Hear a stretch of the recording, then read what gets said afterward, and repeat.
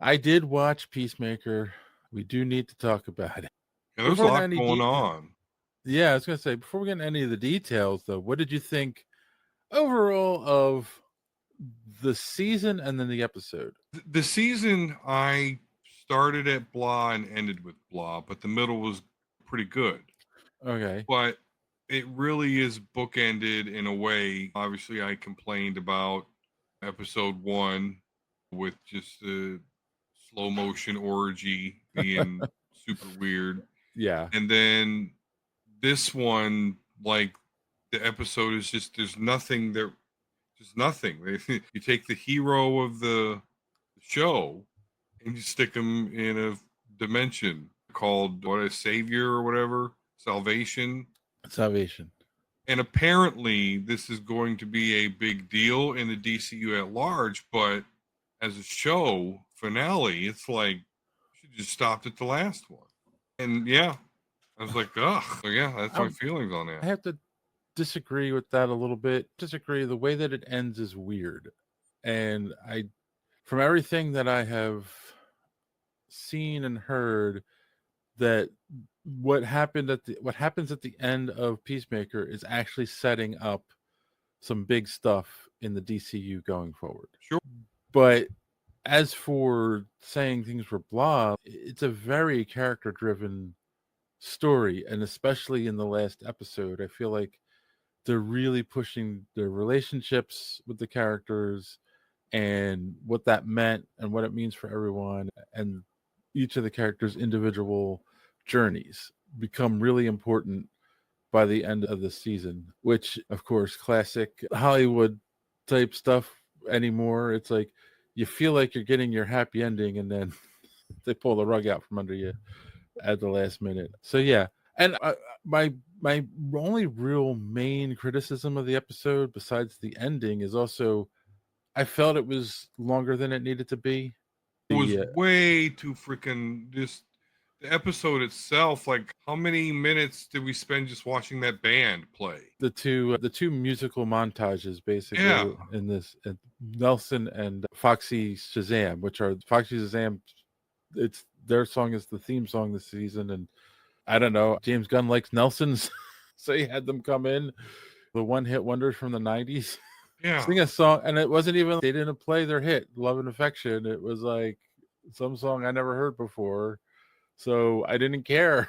And that's the thing that gets me, because James Gunn bases a lot of his stories or what he writes around music because he's a big music file. But it's just, yeah, okay, cool, you found an obscure Nelson hit, but or Nelson song, but like no one cares. There Yeah. was no need to have them in there and play the song that long. But that being said, so the show does start off with a flashback to the night where Hardcore and Chris went out, and Yeah. they're at a Big Belly Burger. They drink too much, and then there's a boat, like a cruise, where they have bands playing, and then one of the bands is Nelson. When they go, oh, we got to go see him, and they go and watch Nelson play, and that's when they had their kiss, as they've been talking about the whole season. Which, okay, they had a kiss, but I thought it was more going to be more than that. I don't know why. I guess given James Gunn and his propensity for slow motion orgies, Yeah. but it makes sense in the grand scheme of things for the show. It makes sense. Then when we get back to our now in the timeline, you see him in prison. That was an interesting aesthetic, right? Like the walls were dark. He's in a black prison Yeah. uniform, and he's Talking calling about being himself. the angel of death. Yeah. Yes, exactly. Like that was all definitely done on purpose, which I wasn't upset with. I thought it was cool the way they did that. He doesn't want to see anyone and whatnot, and then they ads convinces Adrian to now see that's the funny thing, right? He had all that money and cocaine and stuff in his basement. It's what the hell, but it had a purpose for existing. Ads convinces Adrian to use that money to bail Chris out of jail. As well as something else on top of that, which is at Yeah, we'll get to that in toward a the end second. of the. Yeah, and they do, but then Chris just like leaves the hotel, doesn't want to be bothered with anyone. We also got a flash to, I don't know whose house they're at. They're at someone's house, and Economist is taking care of Eagly. I thought Yeah. that was nice. Like, Killing a worm in front of him. yeah, Yeah. trying to get him to eat. He's depressed because Chris is in jail. I don't know. I know it's a CGI eagle, but it still was a sweet kind of story. I don't know. What did you I care? saw an eagle hug a man. It was a miracle. That's what made her believe in him.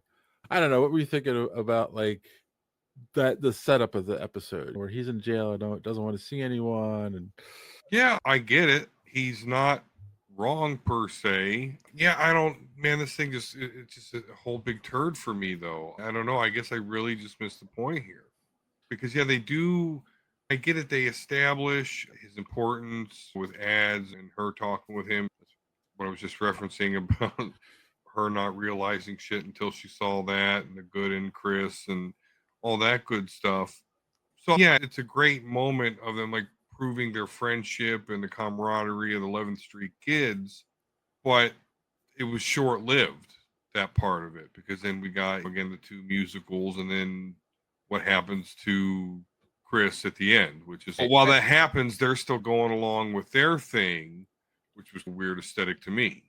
yeah, I mean, I felt like the whole point of the season and comes to a head in this episode is it's like they're a group of broken people, and part of the reason that they're all broken is they've been always worried about what other people say and think about them, and not following their own moral compass inside.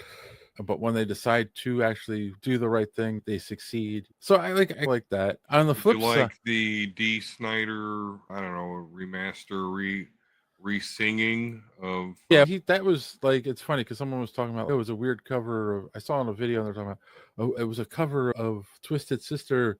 We're not going to take it. Yeah, but he did that. That's D. Snyder. He did that years ago. Oh, okay. Yeah, that wasn't new. Like him, the piano and him just singing.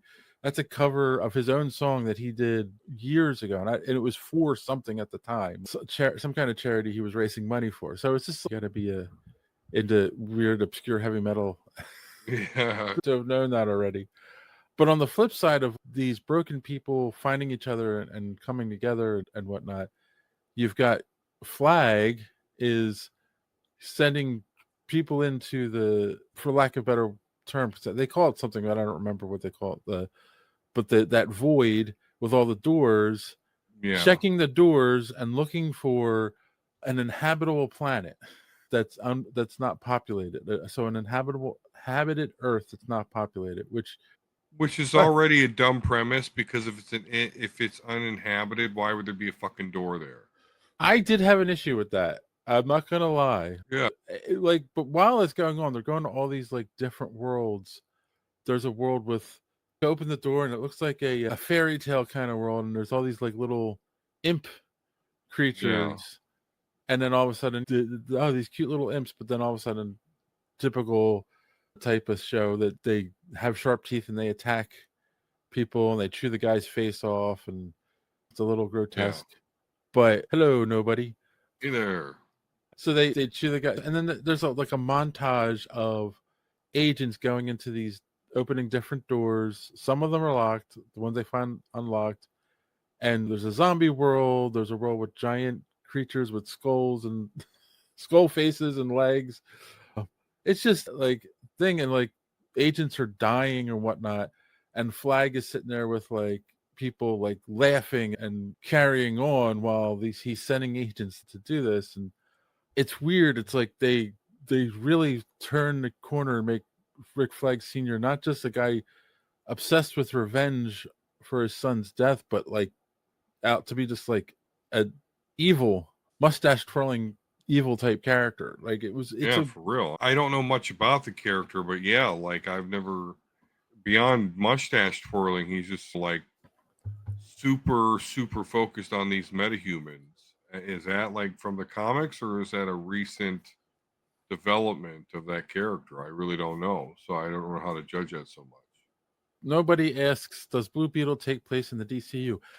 James Gunn actually just recently came out and said that yes, the Robbie Ramirez version of Blue Beetle that we got in that movie, he is going to incorporate into the DCU. Yeah. Why not? Why not? That's a good decision. Yeah. But back to the Rick Flag thing. So, because the thing is, he's even different than he was in Creature. Did you watch Creature They're doing. Commandos? I watched it. I don't know how many episodes. Like I said, I got to the Frankenstein guy fucking the corpse, and I'm like, okay, that's I. But anyway, Like, so he's yeah, I'm not different. that familiar. It's supposed to be the same character, and he's different from that character. He hated They're doing Lex. coke and shit. Yeah, he was doing coke and shit. He hated Lex. He went from hating Lex to like working with Lex. Because that's the thing. Like, Henchman. that's the thing you really need to you realize here is that finding the planet and calling it out, that's Lex's plan. That's what Lex wanted to do, is get rid of the metahumans and put them in a different dimension. That's what he was doing in the Superman movie. So this is the same idea. So he's really doing Lex's bidding. And there's a theory that I saw floated that it's not actually Rick Flag Sr., it's Clayface. Because remember, they're making a Oh boy. Clayface movie. Yeah. And it's always my question has been, why are you making a Clayface movie? It doesn't make sense. How would it tie in? But when Yeah. someone said that, I'm like, oh, maybe that's the trick. That would be dumb to me. Yeah, but it also, like, then it's bad writing. If all of a Yeah. sudden Rick Flag Sr. is acting completely different than has in everything else we've seen him in so far, then it's bad Still writing. carrying out this vendetta against Peacemaker when Well, it's one thing to it want, really wasn't his son. but it's one thing to want the revenge. It's the other thing to be like, to go as far as he did. Yeah. Like, he could have just arrested Chris and thrown him in jail or whatever. Like, the idea that he found this planet, and that's the other thing I wanted to point out. Yeah, they call it Salvation. That is a storyline from the comics. Something, it is called Salvation, and that's the plan. Is that it's been, Marvel did it too with the Negative Zone and whatnot, where they're going to put all the worst metahumans on this planet to get rid of them, and they think that it's uninhabited, and then they find out there's actually creatures on the planet, which they hinted at that at the end of the episode, because you think he's all alone, and then you hear the noises and you see the ruffling in the trees, and that's how it ends. Gives Jurassic Park vibes. Yeah. Nobody says DCU timeline, Suicide Squad, Peacemaker season 1, Creature Commandos, Superman, Peacemaker season 2. Yeah, I don't know how they're going to fit Robbie in. I guess we'll find out. It works too, because there was mention of other heroes, but you don't see any of the heroes, so he could have been in any universe. Yeah. But so, yeah, I get it. It would be dumb, but the other theory is that Lex is mind controlling him somehow. But Lex has never had the power of mind control, as far as I know, in the comics. I don't know if he can clone Superman and make pocket dimensions. It's not Well, outside the realm possibility. he's cloned Superman many times, though. It's not a new thing. So yeah, and that's the thing too, right? Because one of the theories is that, so Man of Tomorrow, Gunn has come out and said that is not as much a Lex movie as it is a Superman movie. It's not like the first movie where it was Superman versus Lex. Like, the belief is that they're teaming up to take on a bigger threat. Yeah. So maybe that bigger threat comes from this quote unquote salvation. Like, maybe Brainiac is on that planet somewhere. We'll see. We'll see.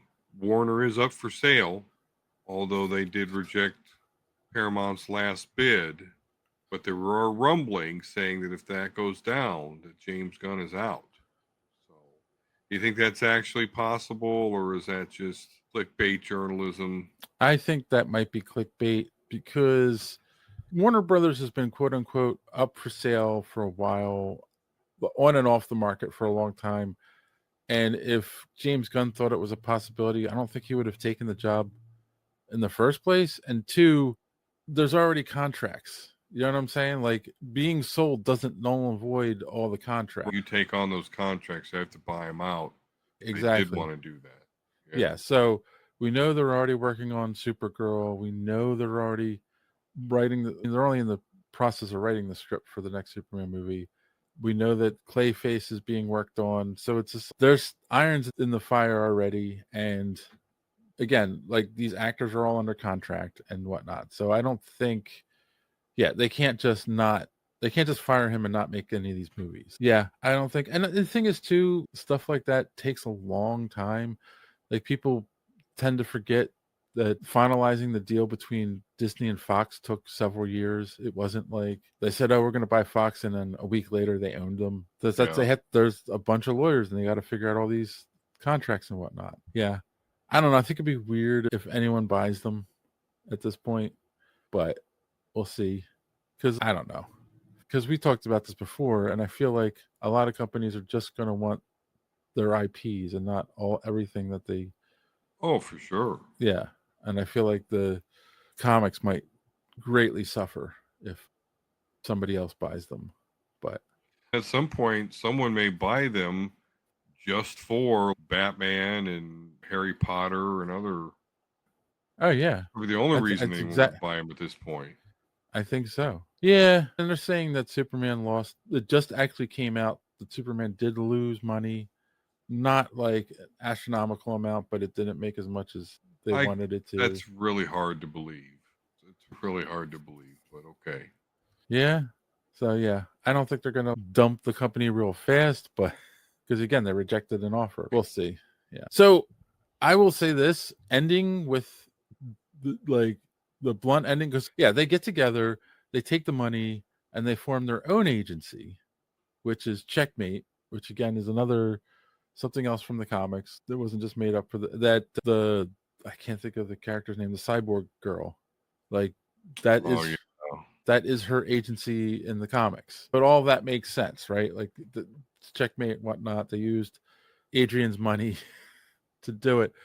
Do you know, and you may have brought this up before too, but I don't remember. I didn't realize that the guy who plays Vigilante is British. Yeah. Doesn't he sound funny with his, or I'm sorry, not funny, but it doesn't just sound different. Yeah, exactly. I was watching some of the after the credits, like the little interview piece, and he's talking, and I'm like, what? Yeah. He does such a good American accent. I had no idea. There was no hint of a British accent whatsoever. So kudos to him. He's a good actor. I couldn't do that. But yeah, they use his money. They put together the agency so they have the cyborg lady and the ladies' man with bird blindness. Yeah, that's funny. I'm glad he made it through. But yeah, and John Economist, Judo Masters with him now. Yes. So he's part of the crew. Even though he wasn't originally 11th Street Kid, but I guess they're taking new recruits for their Checkmate organization. But that's funny. He's a funny character. Sasha Bordeaux is the cyborg. Sorry, had to look that up. It was bothering me. Yeah. So they're all together and happy.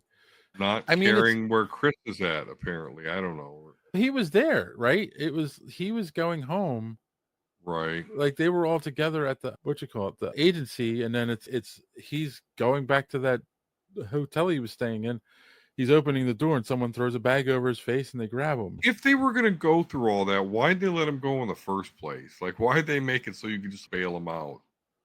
If the whole plan was like, oh, we're gonna have to just recapture him because we want to throw him in this salvation dimension anyway. That was another thing that did not make sense to me. If he was really that important to Rick Flagg Sr., then why could people just pay money post bail for him and get him out just for him to come back later? I don't. Unless it makes it off the record, like somehow, oh no, he posted bail. I don't know what happened to him. Whatever, but it was just weird. Nobody asks, where does Blue Beetle take place in the DCU? I don't know. That's a good question. I'm watching Peacemaker. Yeah, that's James Gunn is wishy-washy with canon at this point, so he'll make it fit in somewhere. Real wishy-washy. I'm sure. I have a feeling because he made the statement, which made me think, okay, he's got a plan to use Blue Beetle in something, which he's not going to announce a Blue Beetle movie, but Blue Beetle might show up in, let's say, Supergirl or in Man of Tomorrow or some other project. Yeah. And then they'll just be like, oh, he's always been here. Yeah. And you just go, oh, his origin was his movie. So yeah, we'll see. I think because that's the thing. That's what I was saying. I was watching the clip, the interview stuff, and he ends with James Gunn saying, yes, the ending is shocking. He is left on the planet, but it's setting up big stuff for the future of the DCU. So obviously that salvation is going to be a big thing. You know, And it feels that's basically what this season was, to get us to that point where they could set that up. Argus has this technology where they can warp into that planet with a door whenever they want and warp out. And yeah. But that's the other thing too, because James Gunn has also said there currently is no plans for Peacemaker season 3, but they can't end his story there, right? Like, obviously, I would think he's going to maybe be in Man of Tomorrow, because like that would just suck. I guess we'll see how the relationship between the actor and the studio continues. Yeah, he's just sitting there saying there's not going to be a Peacemaker season 3. That doesn't mean there's going to be not going to be a whole new show with a different title, or that character is just going to be part of the movies and greater universe going forward. Yeah, he could just make a show called Checkmate where they're looking for him. That's true. Good point. Good point. All right. I guess that's our thoughts on it. You want to, we don't do with shows. I was going to say we could give it a score overall, but you got our thoughts. I like the character stuff in the show. Don, you're not so impressed. You want more action, a little less orgies.